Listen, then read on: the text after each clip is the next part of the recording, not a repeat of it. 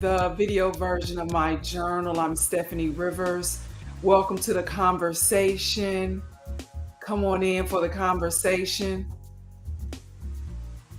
I am multicasting on several platforms: YouTube, Facebook, LinkedIn, Twitter, adding new channels every day.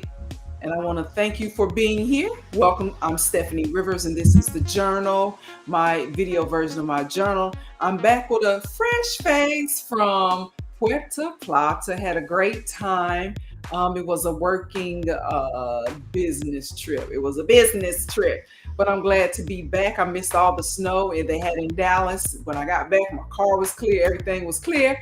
So I was ready to jump in and make things happen. So a lot for us to discuss. But before we get into it, I want to welcome you, my new subscribers. We have some new subscribers I want to give a shout out to. There's Valerie Monday, there's Andre Roberts, there's I Ride a Dark Horse. Three of my newest subscribers. Welcome to the family. And if you are here and you're new, be sure to like, share, and subscribe so that when I post new videos, you'll be the first to know. So over the past few months, I've spent a lot of time in Tulsa, Oklahoma. Every time I visit, I try to spend time learning about Black Wall Street. I try to support the businesses that have opened in the footprint of where Black Wall Street was. This hat, I've got other paraphernalia, restaurants, I try to frequent them. And just, I want to learn the history of the residents who lived in that area by visiting the museums and the monuments that they built in commemoration and other points of history. So I want to learn all that I can, as I should, as we should, as Americans, about the businesses that are there now and that were there in 1921 during the Tulsa Race Massacre. So mainstream media accounts of the event, they are what most people refer to and rely on to retell the story. And then there are the first-hand accounts by African Americans who lived through it and pass it on from one generation to the next to also paint the picture of how savage, racist white people can be when they act on their jealousy and their envy of what Black people can build when we work together. But we rarely get to hear from the viewpoint of some of the racist white people who were alive in 1921 at the time of the attack, and that are willing to give their honest opinion about what's going on. And so the Tulsa Historic Society and the museum got its hand on a letter that was written by a white man named Thomas James Sharp. Thomas James Sharp had detailed knowledge of what really happened and why, and that's going to be our focus today on my journal. So stay tuned.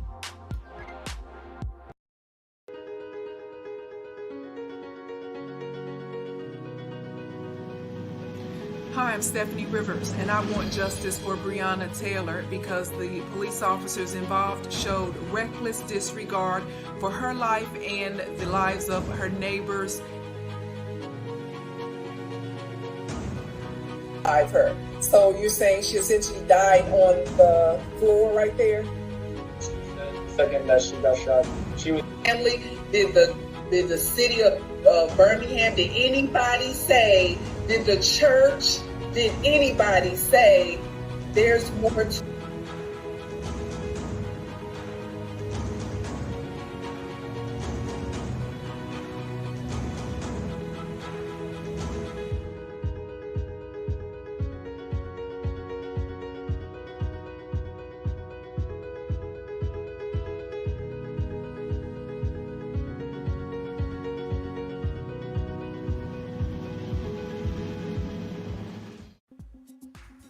Hello, and welcome to my journal. I'm Steffanie Rivers. If you want to comment live, be sure to go ahead and do that. And if you want to call in, I think I have I can send you the link. I'll put the link up so you can call in and talk about it. Or what most people do is they just comment later. So welcome to the conversation.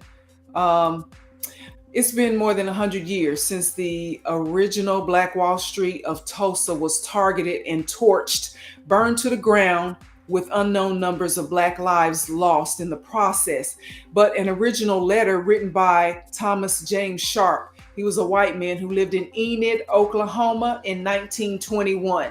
And that letter that he wrote was recently donated to the Tulsa Historic Society and Museum. Now, that letter has been released to the public, and in the letter, Thomas James Sharp wrote about the race massacre that occurred about 1 month before he wrote the letter. Enid, Oklahoma, if you're not familiar, is about 115 miles away from Tulsa. It's about an hour and a half drive from Tulsa, and Sharp's typewritten letter was addressed to his parents. His parents lived in New York at the time in 1921.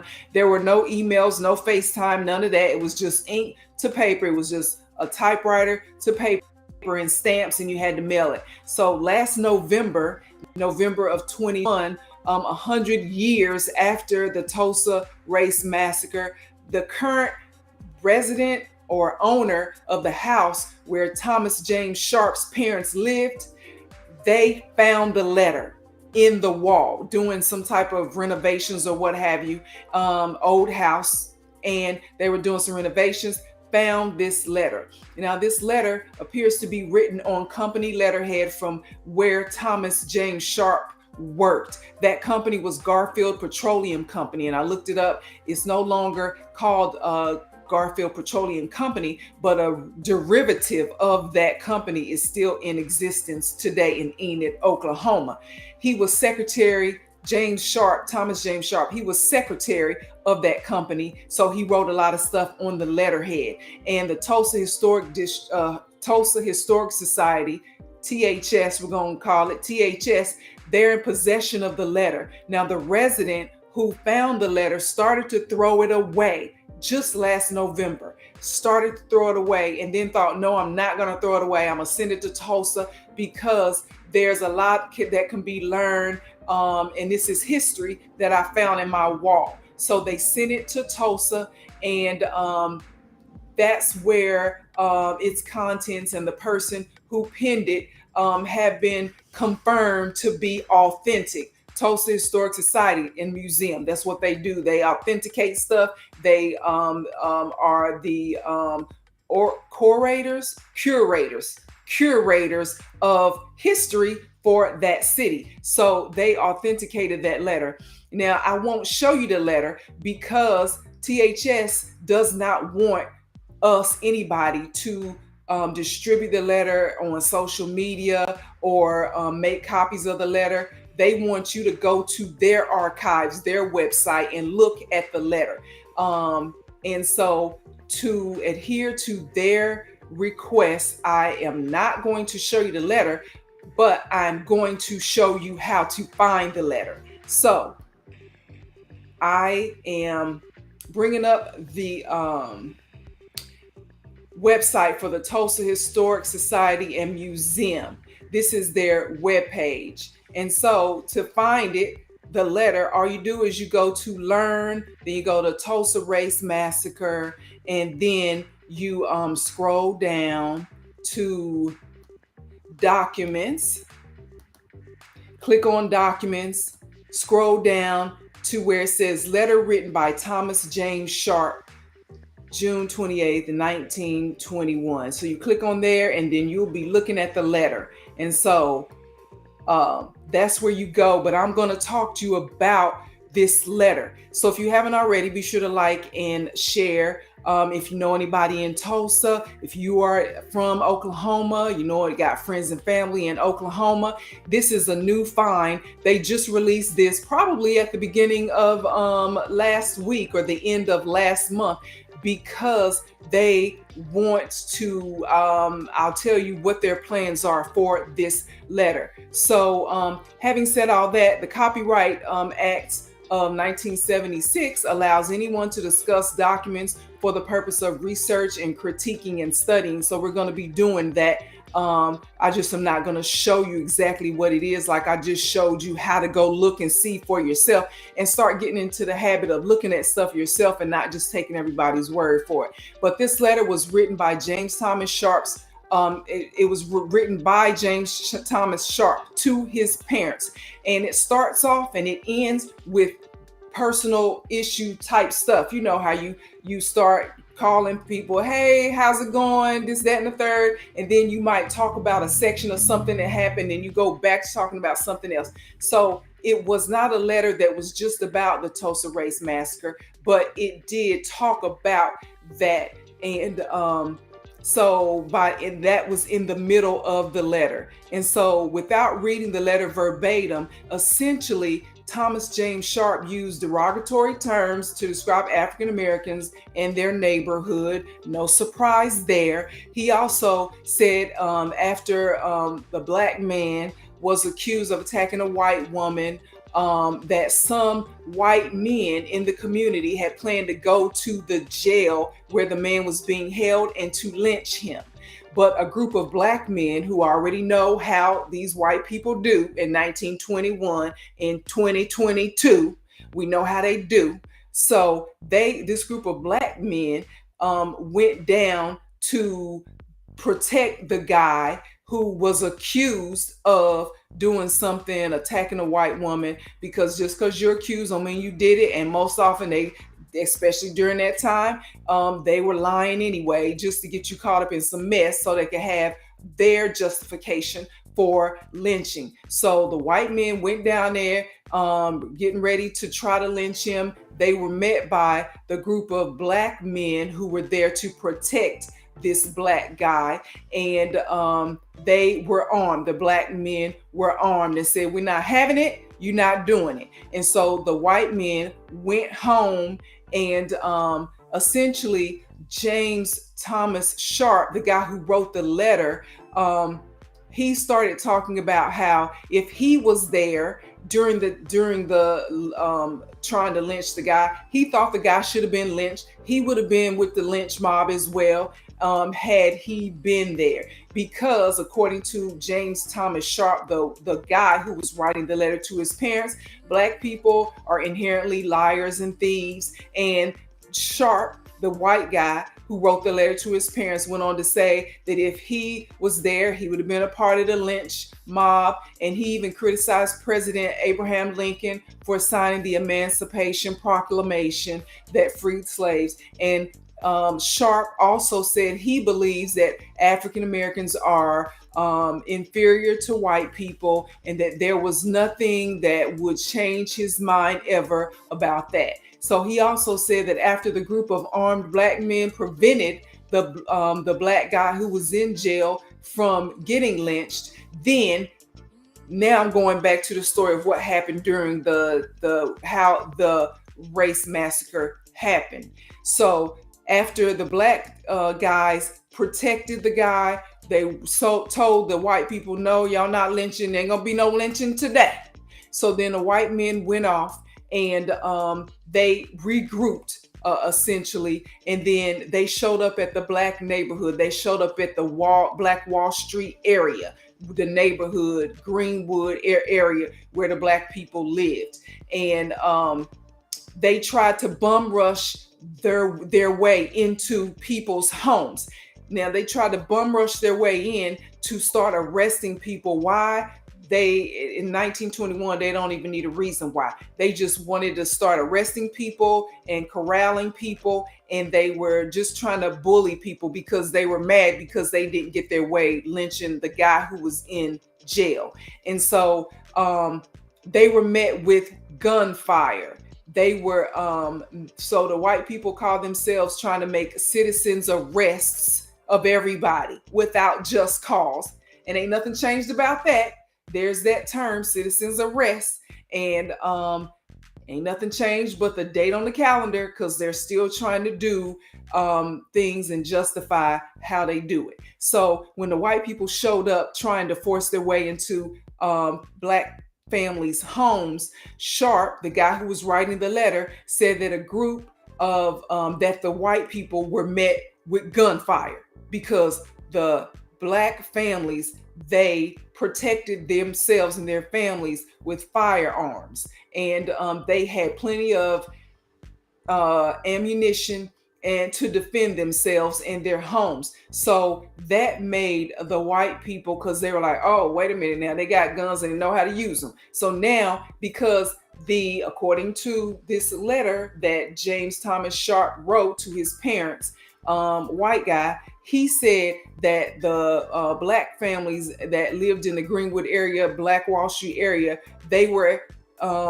heavily armed, and that they did not allow, they defended themselves. Of course, the way he put it was, oh, they had so much ammo, they were looking for trouble, all of that, because that's, their viewpoint. That's how they look at it. When you're armed and when you are defending yourself, you're looking for trouble. But they can show up at your door and try to bum rush you, and they're supposedly justified for that because that's how they see the world. So anyway, keep it on with the letter. If you haven't already, be sure to like, share, subscribe, so that when I post new videos, you will be the first to know. So they showed up and they were met with gunfire. So because they didn't have as many guns as they thought the black people had, this guy in his letter to his parents says the white people went to all the sporting goods store, broke in, took all the ammunition, all the weapons that they stole them, basically stole weapons out of the sporting goods store, and so they could match the firepower that they were met with when they went to Black Wall Street the first time. So they ended up coming back with all the stuff they had stolen, and the way they overpowered most of the families, if not all the families, is they set fire to the houses. So they couldn't outshoot them. So they set fire to the houses. The people were running from the fire. And as they were running out from one house to the next house, it was kind of like they were jumping from one house to the next. And as the families were leaving the house or trying to get to the neighbor's house, then that's when the white people with the guns and everything ended up shooting them and or killing them, and or arresting them and housing them in this one area. And that's what happened. That's essentially what happened to create the 1921 1921 Tulsa Race Massacre. And when the houses caught fire, because the white people were in charge of the fire department and the emergency services, nobody showed up to get the blaze off, to stop the blaze. And so so the houses essentially burned out, and that's what happened. I get so engrossed in my little conversation, I forget to put up my banners so that you can know what we're talking about. We're talking about a 100-year-old letter about Black Wall Street that proved who the instigators were and what actually happened. And this letter was discovered just a few months ago in November of 2021 by somebody who found the letter in the walls of their home. It was an old home that the letter was addressed to the people who lived there 100 years ago. And so that's what it was written by someone who lived in the Tulsa area or the surrounding area of Tulsa 100 years ago, writing the letter to his parents. So that's what we're talking about. And they let the fires simmer themselves out. Now, although it proves that the white people had a strategy that they used to corral and kill black people who were using their rights to defend themselves against the armed white people who showed up at their doorsteps. It also proves for me one thing that I think a lot of us feel, and that is black people were not cowering from in fear of anything or anybody.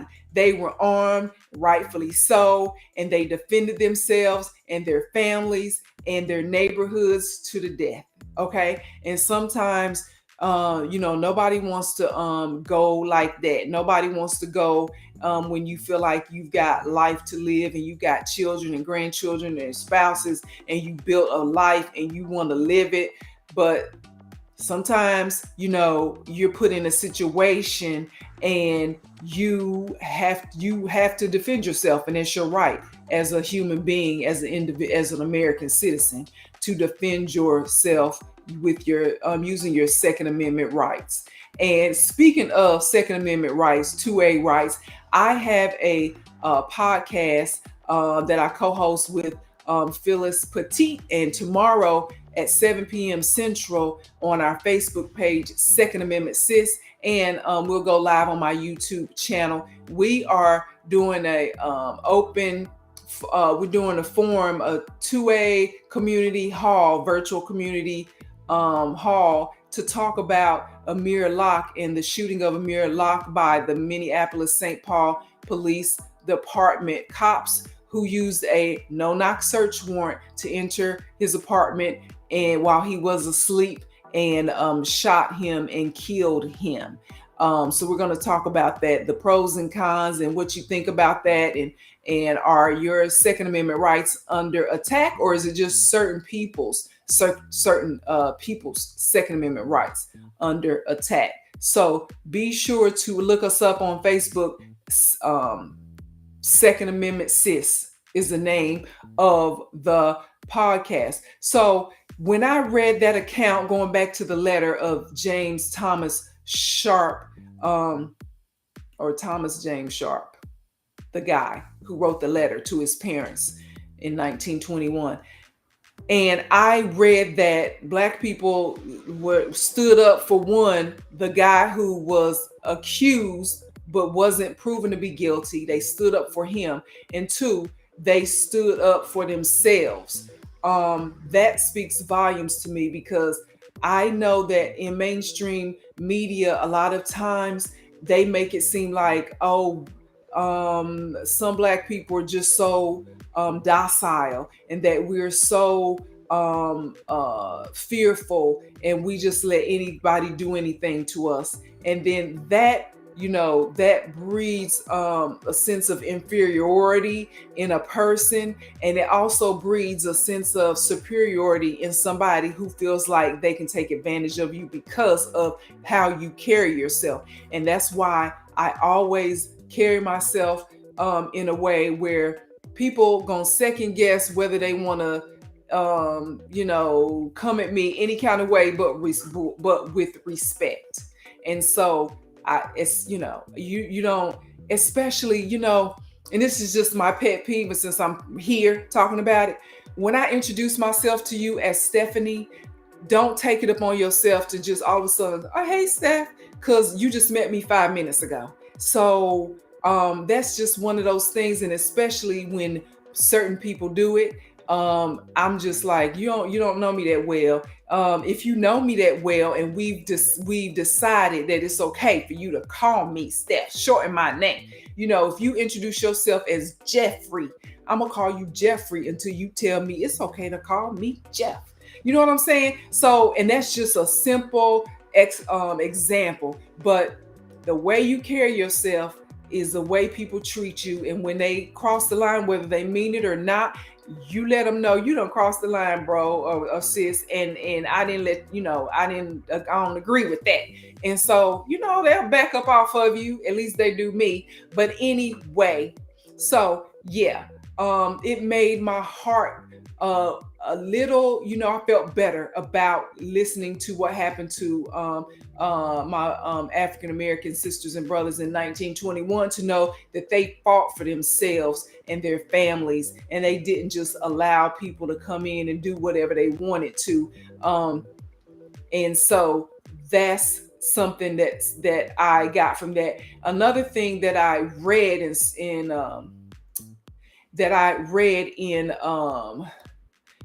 mainstream media was that the angry white mob that burned down Black Wall Street, they stopped short of burning down the church, because as mad as they were, as evil as they were, as deceitful as they were, they just had this reverence for the church, and they were just so Christian that they didn't burn down the church. Now that don't even sound right, first of all, because if you that Christian and that holy, you wouldn't have been over there burning down people and shooting people and trying to arrest folk and lynch them to begin with. But again, people are duplicitous in how they have viewpoints and what they see.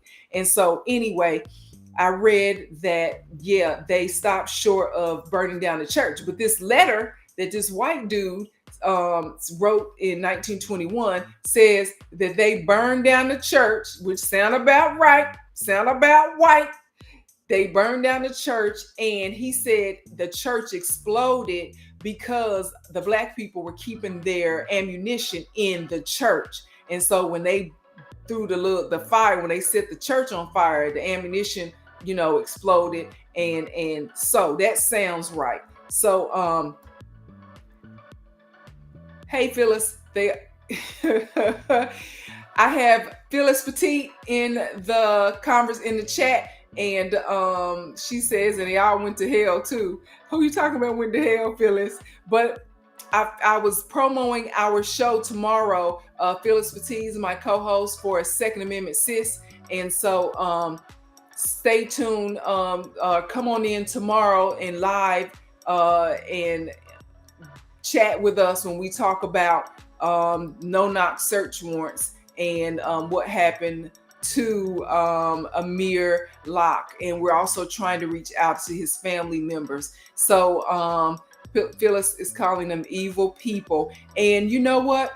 When you do things and then you try to say that, you always try to justify what you do, but that's like with gun rights. When certain people have weapons and they're lawfully carrying them, that's a problem. But when other people carry them, and then that's okay. So whose Second Amendment rights are under attack? That's what we're going to be talking about tomorrow. But in the meantime, I wanted to make sure that you know how to go find this 100-year-old letter written by a resident of Oklahoma in 1921, when he talked to his parents in a written letter about the Tulsa Race Massacre. Go look it up, because I can't show it to you because the Tulsa Historic Society requested that we not share it via social media. They want you to go directly to their archives and look it up. The letter writer, James Thomas Sharp, he believed that there are two sets of rules, one for the white American citizens and another for African American citizens. And that's the same as what people believe today. White people can have guns and knives and swarm and attack for whatever reason they feel justified, yet law-abiding Black people who defend themselves are seen as breaking the law. And we're going to talk more about that tomorrow. And here's something else that I want you to be thinking about, and that is that even at their worst, some white people always try to present themselves as upstanding. When the letter goes on to say that a grand jury investigation into the 1921 Tulsa Race Massacre, it was over with and done within a month. By the time this guy sat down to write his parents a month afterwards, the grand jury had already decided, the Black people were at fault. And so that investigation, how thorough could that have been for all that went down, for you to be finished with it in a month. So white people were not at fault. That's what the grand jury came up with.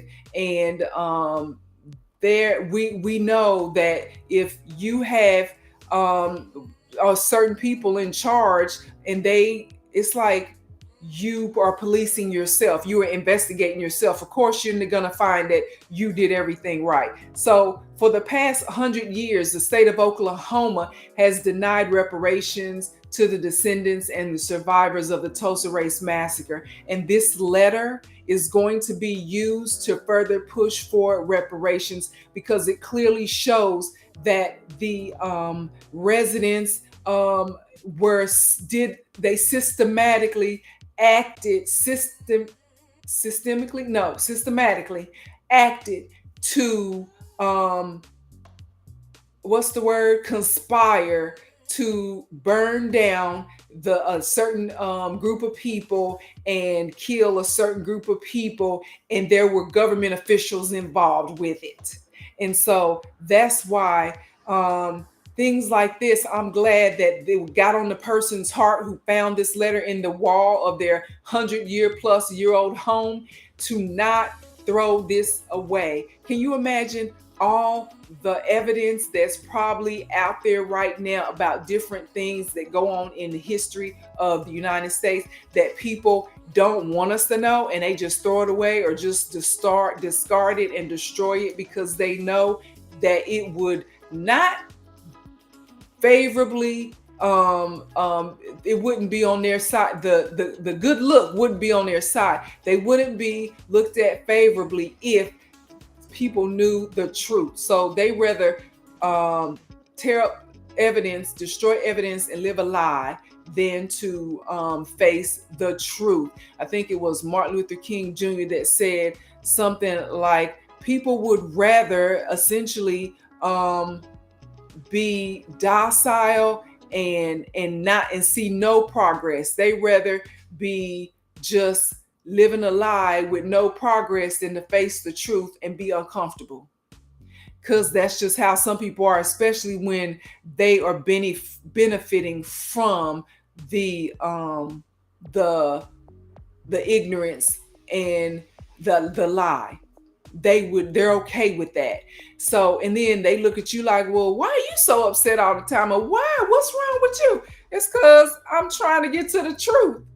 So, the truth is sometimes not comfortable, and most of the times it's not comfortable. Change and improvement is not comfortable, and a lot of us are too busy trying to be comfortable. So if you live in Oklahoma, or you know somebody who lives in Oklahoma, or you have friends and family in Oklahoma, this letter just came to light in the past few weeks. And so a lot of people don't even realize that it exists. They might have missed the news that day. So please pass on this information to anyone you know who is connected to Tulsa, who's connected to Oklahoma, and let them know they need to get together with the people who are pushing for reparations for the survivors and the descendants of the victims of the Tulsa Race Massacre. And this is more ammunition, pun intended, for their fight for reparations.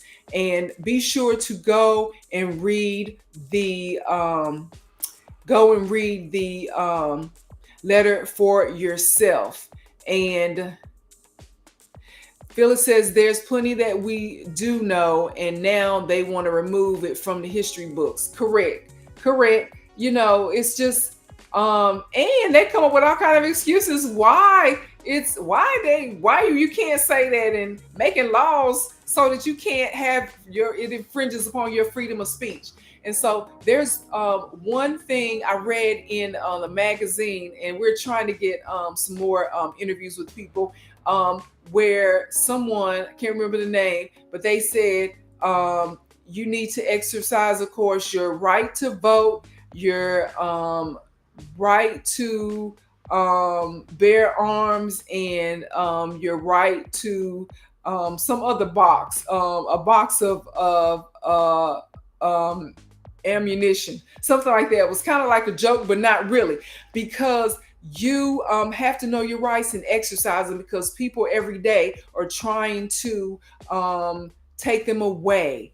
And so that's why it's important for you to know your history and not be afraid to bring up your history and teach it to your children, and teach it to their children. Now, they can be, ignorant to history if they want to, but you don't be ignorant to history. You know your history, because that's where your power lies, in your the history of your family and our community, and what we've been through and where we're going as a group. So that's it. That's all I have for you. To find out more about the things that I care about, you can go to the written version of my journal. That's at eurweb.com. Thanks, and you have a super day.